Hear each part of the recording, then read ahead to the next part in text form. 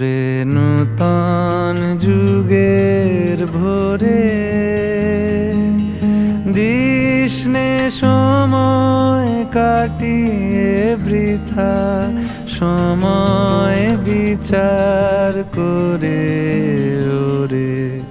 নূতন যুগের ভোরে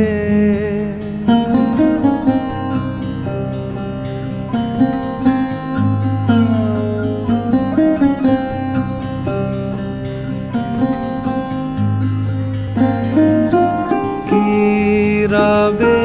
আর কি রবে না, কি হবে আর কি হবে না, ওরে